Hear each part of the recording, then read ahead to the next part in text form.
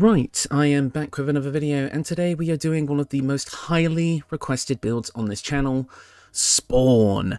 This has been requested a few times, but honestly, I had no idea how to build it. It took a lot of research. I've read the wikis, I've watched videos from like the film and like Mortal Kombat 11, because he was playable in that game. And while I knew I was going to build a Warlock, I wasn't exactly sure what kind of Warlock to build. I mean, I knew it was going to be a Fiend Warlock, because that's kind of the whole point of Spawn, is that he is like a guy who was resurrected from hell. So, but then, what to multiclass with? Because I knew I wanted to multiclass. I knew I wanted to get some sort of multiclass done for this build, but I wasn't sure what. And it took a bit of finagling, but I think I found something that I'm actually quite happy with. It's going to be impossible to get all of Spawn's abilities, but I feel like with the setup I'm about to show you, you're going to get quite a lot, and you're definitely going to get that Spawn feel, at least in my opinion. Again, I'm not 100% familiar with this character. Basically, I've just done my research and I've tried to build at least my interpretation of what I think the build would be like, and I feel like what I've managed to get is pretty close, at least looks-wise. I mean, obviously, it's gonna look a little goofy. We can't really get the exact look of Spawn, but I think I've gotten closer than I think most people would kind of expect you to be able to get. But if I think I was building this in-game, I wouldn't try to build, like, Spawn himself. I would maybe build, like, a Tiefling or something, because then you would get things like fire resistance and such like that, and it would make a lot more sense for the kind of theming of being a Hellspawn. And I'm going to be playing this as a Dark Urge as well, specifically for a piece of equipment that I want to grab, and the fact that I feel like it would kind of make sense to do like a Dark Urge Redemption playthrough with a build like this. So as much as kind of my like disclaimer is now out of the way of like, hey, I tried my best, let's actually get into the build. So, we're going to be kicking things off as a fighter. Now, we want this for a few reasons, because mainly we want heavy armor proficiency and the ability to use any weapon. Spawn uses a lot of weapons, and while I'm going to be using a weapon that kind of reflects his most iconic weapon, which is his chains, he does use swords, axes, pretty much guns, anything you can think of, so going with a level of fighter to make sure that you can use pretty much anything you pick up absolutely makes sense. We're also going to be able to grab a fighting style here, and I'm personally going to recommend two weapon fighting. One of the big kind of weapon types that Spawn uses is guns, and if we want to go with a dual crossbow setup so that we at least, no matter what melee weapon we're using, we always have a solid backup option, I feel like two weapon fighting is going to do you quite well. But if you want to focus on like maybe a one-handed weapon or a greatsword, you can go with dueling or great weapon fighting, but I want to go with two weapon fighting just because we have that crossbow option. Now, as for our ability scores, these are going to look a bit weird, but stay with me. We're going to be pumping up our charisma to 17, because I want to use Ethel's Boon to push this to an 18.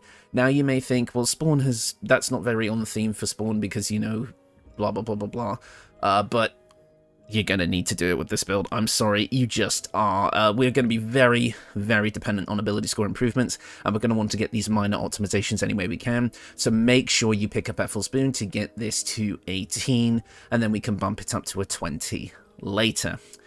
As for our other stats, I'm going to want Dexterity at a 16, just so even though our Charisma is going to be our main attacking and spellcasting modifier, we do still want that decent Dexterity. I want Constitution at 14. Yes, I would like it higher, but really this is the best we can do. And I want Wisdom at 10. Yes, having a lot of Strength would also be nice, but we don't actually need it for this build. Speaking of, let's look at our proficiencies. We're going to be getting Intimidation and Medicine because this is a Dark Urge. I'm going to go with Persuasion from our race, but go with whatever you like. Maybe Stealth would actually make a bit more sense for Spawn.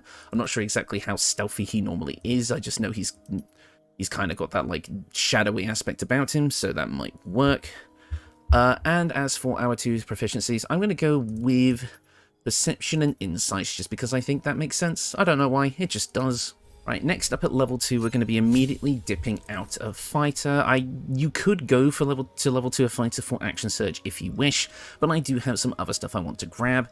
But this build is a little bit more flexible into what levels you take in what, so feel free to play around, but I want to go straight into our main class.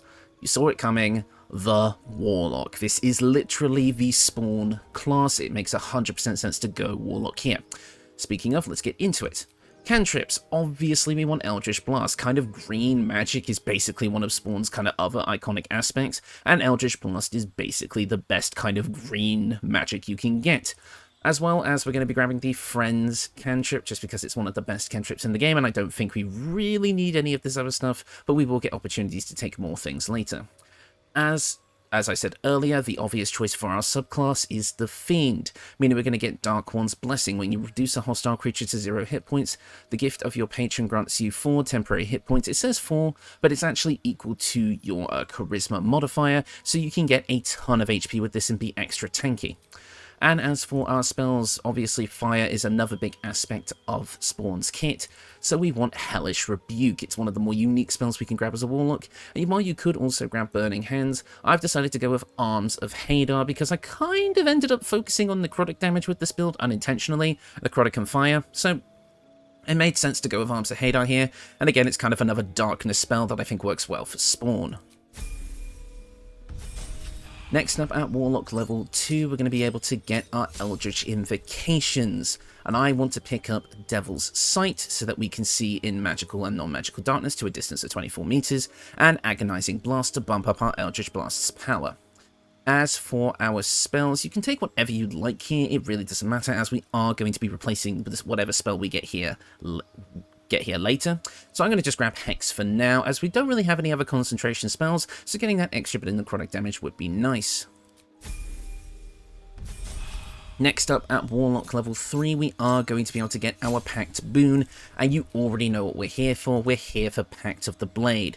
This is going to give us 2 really important skills, number 1 being Bind Pact Weapon, allowing us to use our Charisma for the attack and damage rolls of a weapon of our choosing. We become proficient in it, although that's not really a huge deal for us, and it enables us to get another extra attack a bit later. But we also get Pact of the Blade. Now, I usually skim over this one because it doesn't usually matter, because we just usually bind a weapon that we already find. But Pact of the Blade makes a lot of sense here. This is going to allow you to summon axes, swords, tridents, warhammers, a bunch of different weapons. It's super on theme for Spawn. So especially in the early game where you may not have access to weapons that are very good, these are solid options and you get to change it up on the fly, so it absolutely makes sense to get this for Spawn. As well, we also are going to have access to level 2 spells at this point, and while a lot of people would want to take the Darkness spell here for that Darkness Double Sight combo, and it would totally work for Spawn, we are actually going to get access to a different version of Darkness later, which I would prefer to use, so let's keep that kind of prepared spell slot open. So now we have a few options, and I'm personally going to be grabbing Scorching Ray. I know Invisibility would make sense as well, but we are going to be getting that later too, so as you can kind of clearly see here. So I want to just go with Scorching Ray for a powerful fire damage option, because I think that makes sense, and I think I also do want to change out our Hex spell for Misty Steps so that we have access to a teleport. We will get more teleportation options later, but it's nice to have Misty Step because it is an unconditional teleport that you never know when you're actually going to need. Next up at Warlock level 4, we're going to be grabbing our first feat, and I absolutely recommend taking an ability score improvement and bumping up to your charisma to a total of 20 with Ethel's Boon, meaning that we're going to have a capped out stat pretty early on, and that being our main stat is super good, so we're definitely going to want to grab that here. As for our cantrips, let's grab Bone Chill. We're already kind of on the necrotic thing, so let's just grab an extra necrotic cantrip. And as for our extra spell here, you can take whatever you like here, it really doesn't matter. Mirror Image, I'm not sure if that's exactly on theme for Spawn, would still be a powerful option for better armor class. Invisibility, if you do want that extra invisibility spell, but like I say, we're going to be getting this later anyway, so it's not really a big deal. Something like Armour of Agathis could be a super powerful option to make you more tanky, although we wouldn't be able to snack for temporary hit points gained with this, with the temporary hit points gained from Fiend, so it's less valuable here. Something like maybe Cloud of Daggers could be cool. It's entirely up to you, pick whatever you like.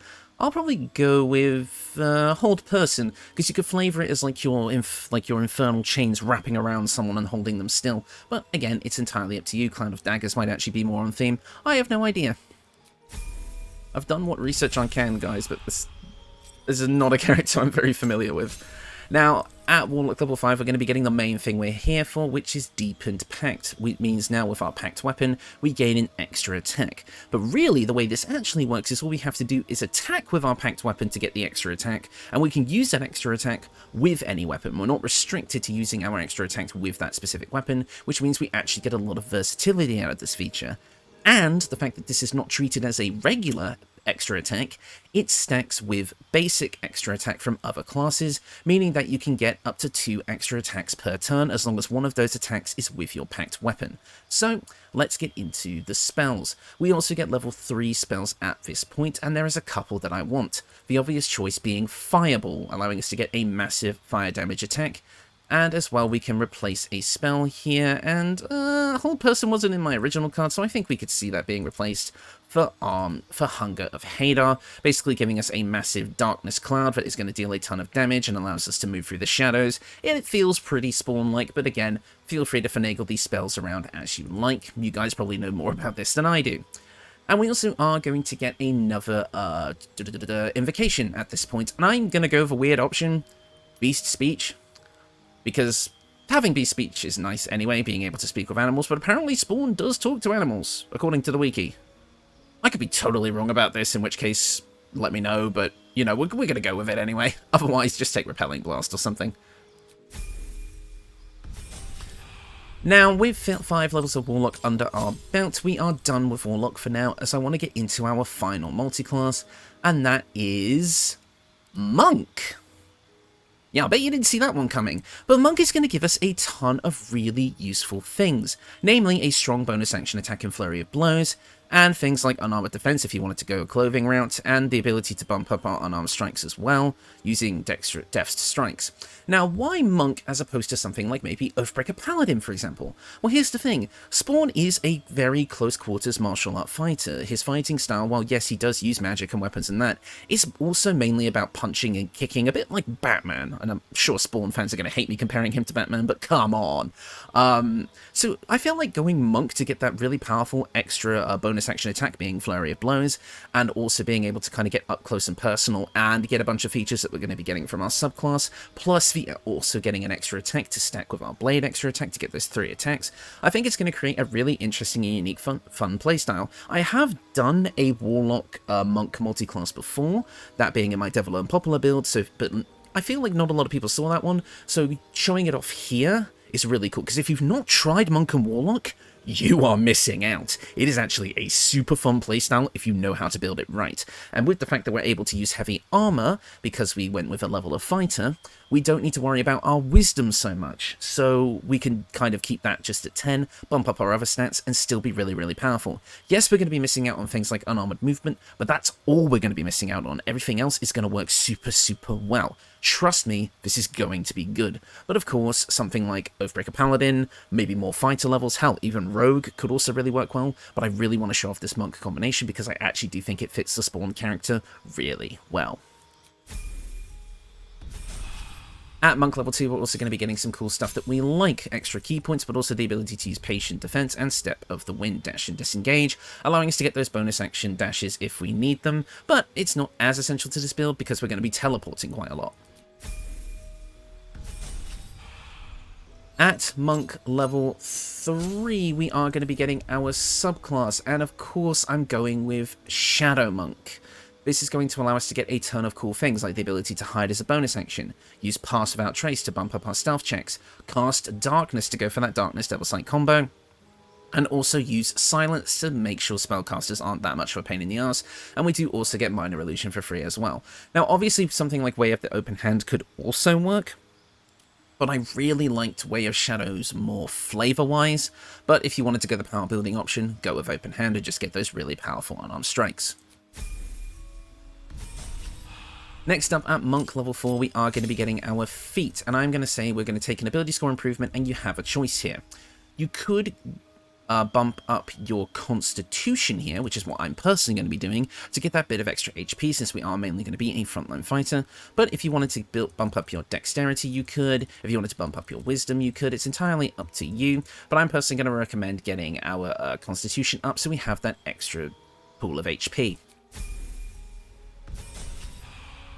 And at Monk level 5, we're going to be getting our extra attack, meaning that we now have 2 extra attacks, stacking with our Warlock feature. And we're also going to be able to grab Cloak of Shadows, wrap yourself in shadows to become invisible if you are obscured. So this is another way for us to turn invisible if we want, or if this is a bit more situational. And finally, you have an option. Now, you can go to level 6 of Shadow Monk to get that extra key point, the ability for your unarmed strikes to overcome resistance and immunity to non-magical damage, and also Shadow Step, allowing you to teleport between obscured spaces and give yourself advantage on your next attack roll when you do so. This would be my personal choice, but we have a couple more options. You could go to level 6 of Warlock, picking up the Dark One's Own Luck feature, allowing you to add a 1d10 to an ability check, and also gain an extra cup spell or 2 if you go to replace a spell from the Warlock spell list, getting you things like maybe Counterspell, Flight, Gaseous Form, anything you can see here that might be good. Or if you want to go an extra level of Fighter for the Action Surge route, giving you that once per short rest Nova round of damage, you can absolutely go with that. But like I said, my personal choice is the Shadow Monk for that teleport and that buff to our unarmed strikes, so I'm gonna go with that here. And that is the build. Overall, you are going to have a ton of versatility and the ability to unleash a massive flurry of attacks because of your regular attack and then your 2 extra bonus attacks, in addition to the ability to use Flurry of Blows as a bonus action. You're not going to be hard up for damage with this build, and you're going to have a ton of utility with your various spells, the ability to use weapon and unarmed attacks, summon various different types of weapons for different damage resistance types, all sorts of things, and also access to high damaging spells as well, and the ability to turn yourself invisible, hide as a bonus action. You're getting a lot with this build. So let's get into the equipment. Now, my main weapon that I kind of decided to go with here was the Mercolite Scourge. With this weapon, you're going to get an extra 1d6 of necrotic damage, and it's going to say fire, but that's because of our equipment that we've got elsewhere. And as such, for a flail, which is the closest thing you can kind of get to chains in this game, it is a pretty damn solid option, especially if you buff it with the Drake Throat Glaive to give it an extra d4 of fire damage. In fact, I will just quickly show that off. Now, you can pick up multiple copies of this weapon throughout the game, and as such, if you wanted to, where's the thingy? There's the thingy. Why can't I do it? Oh, it's because I haven't taken a long rest. God damn it. But oh, don't you just love it when I professionally make videos? Yes. But basically, you can get multiple copies of the Mercolite Scourge throughout your game. So if you wanted to go for the dual wielder feat and dual wield these, you absolutely could. And I understand that it might not look very Spawn-ish, because I don't think he really has a human head as like a weapon, like a skull. But honestly, you can kind of change this up if you like. The Flail of Ages could also be a really solid option if you wanted to go with that, allowing you to bump up your weapon's damage with its own elemental weapon buff that can inflict fire, and looks a bit more like an actual chain. But I feel like the Mercolite Scourge buffed with the Drake Throat Glaive would be more powerful in the long run, because you could get like an extra d4 of fire damage on it and really hit those high damage numbers.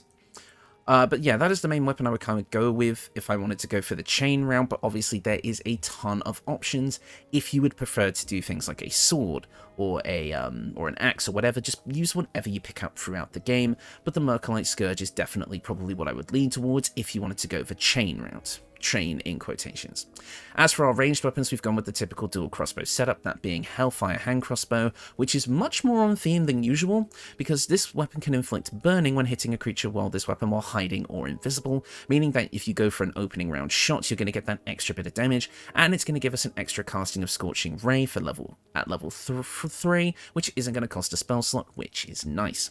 And we've also gone with the Near Misser and the offhand, just because it's one of the better offhand options, but I could also see the crossbow, the Fire Stoker, working out well here because it does extra damage to burning enemies, which would synergize well with the Hellfire hand crossbow, but I do personally prefer the Near Misser. As for our actual armor, we've gone with the Birthright Hat, meaning that once we have Ethel's Boon, we will have 22 charisma, meaning our weapon attacks are going to be super, super powerful. In fact, let me just cast Bind Pact Weapon, and you can kind of see, yeah, much more damage that way. Wait, it did cast Pact Weapon? Yes, it did, yeah. So yeah, we could get a ton more damage that way. And, of course, our cloak is the Death Stalker Mantle. Once per turn when you kill an enemy, shroud yourself in Primeval Darkness to become invisible for 2 turns, basically allowing us to constantly keep up that invisibility, and, well, Spawn can turn invisible, so it's absolutely worth grabbing. Now, the armor set is purely for fashion. We have gone with the Cerebral Citadel armor. It was the closest thing I could find that kind of gives us the Spawn look. You kind of get the extra stuff on the shoulders to kind of blend in with the cape, although it isn't red, which sucks. And also, if you use the Harlequin black and white dye, you do kind of get the white stripes down the side that Spawn is kind of known for having on his design. But in my personal opinion, something like black and furnace red dye also looks really good, but you kind of get like a red bit down the middle, and it gets a bit darker with the blacks. But honestly, this is still quite a nice setup that I think looks good for Spawn. Now, unfortunately, pretty much all of this equipment is only obtained in X3, so you're going to have to get creative up until that point. That's why I kind of recommend not trying to build Spawn exactly, but a character inspired by them, so that you have a bit more leniency as you go up in levels. But if we're going for the pure Spawn look, this is the best thing you can grab. Otherwise, find something else.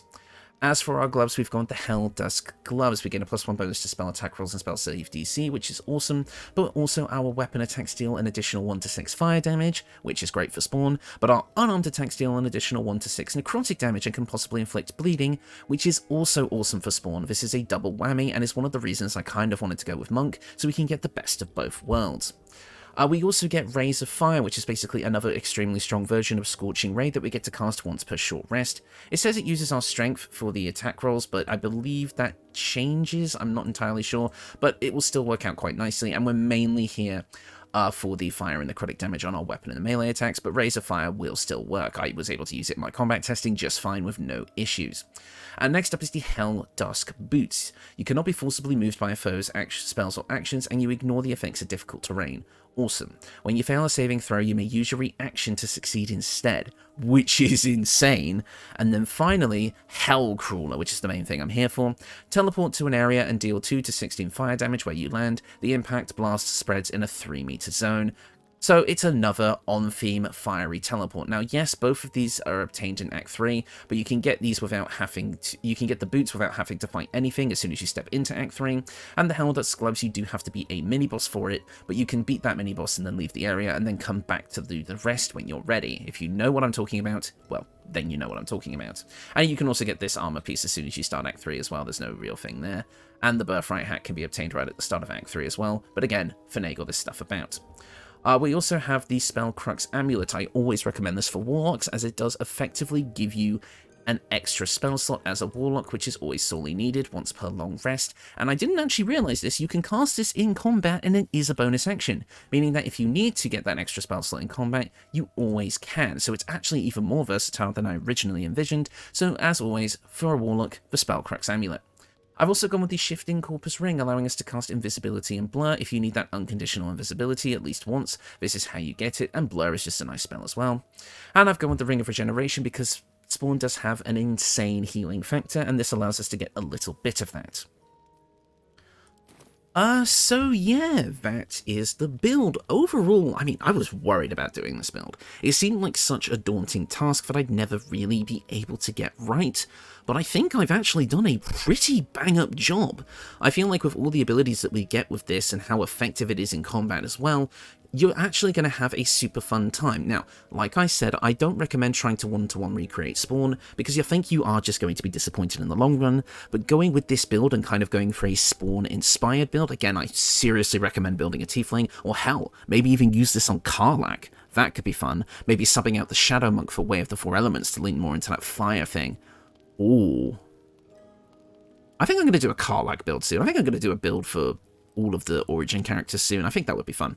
Anyways, so yeah, with that, I feel like you're going to have a ton of fun with this build, teleporting all over the map, unleashing massive bursts of magic damage, being able to attack multiple times in a row with all sorts of different weapons. You're going to be one of the most powerful kind of frontline combatants that I've ever made. This build has a ton of staying power and a ton of versatility, and I think it's really, really cool. Again, this is kind of another build I'm doing in a big batch recording, so I've not actually got much to say at the end of video stuff here. Although, I do believe, yeah, the stream highlights are going up tomorrow, and, oh, yes, I am I know I said I was going to do the Yondala build, the deity build, but I've decided to push that one back in favour of doing some other builds that I'm more interested in, and the deity builds have kind of been losing interest for both myself and it seems like the general audience, so I might put those on the back burner for now and come back to them another time, but feel free to badger me if you do actually want to see them, because I will do them if there's enough interest. Okay, I think that is going to do it for me. I will see you all next time. Yeah, hope you have a good one.